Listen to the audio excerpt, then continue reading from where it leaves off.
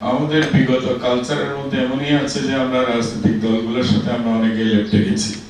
এখানে আমাদের স্বার্থ কিংবা আমাদের প্রতি রাষ্ট্রের দায় এই সমস্ত কিছু ভুলে রাজনৈতিক দলের কর্মীদের মতোই আমরা অনেকে এই ধরনের আচরণে অভ্যস্ত হয়ে পড়েছিলাম।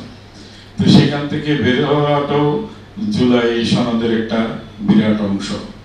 এখানে আমাদের মর্যাদা, এখানে আমাদের সম্মান।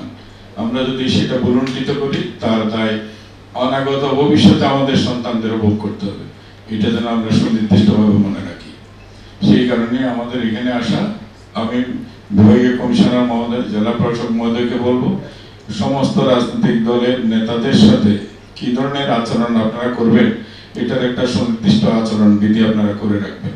করে রেখে এটা প্রত্যেকটা দলের প্রধানদের কাছে আপনারা জানিয়ে দেবেন যে এটা সমানভাবে এই বিষয়গুলো এই জেলাতে আপনারা পাবেন। আইন শৃঙ্খলার ক্ষেত্রে এটা পাবেন, কিংবা অন্যান্য যে সমস্ত বিষয়গুলি প্রশাসনের কাছে আপনাদের চাহিদা থাকবে সেগুলি সম্পর্কে আমরা একটা ইউনিফর্ম এসওপি করলাম।